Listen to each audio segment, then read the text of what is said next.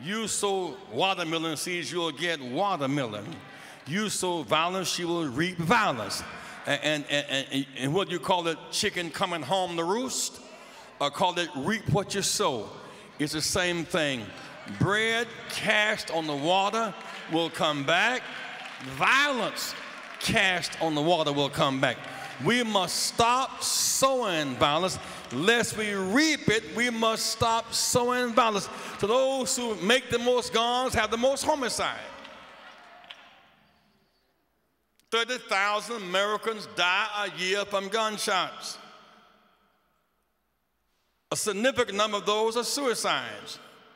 And beyond that, beyond the gunshots and gun violence, is 100,000 who are shot who don't die, but they live injured at the cost of $10+ billion a year. We must stop the flow of guns.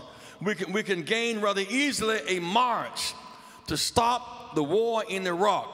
But there's more war at home than there is war abroad. We protest, and we ought protest violence in Zimbabwe, but there are more Americans dying in America than there are Zimbabweans dying in Zimbabwe. Yes, stop the violence in Zimbabwe, but guess what?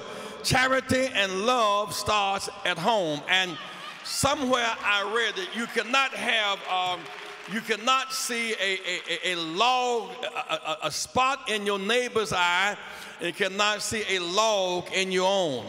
I think it's called farsighted. You can see way down the road. I see a spot in your eye. What about that log in your own eye? We see violence abroad. We export violence for industry. We sell guns we are merchants of death. We just say, sow love, reap love. Sow nonviolence, reap nonviolence. Sow understanding, reap understanding. Sow violence, reap violence.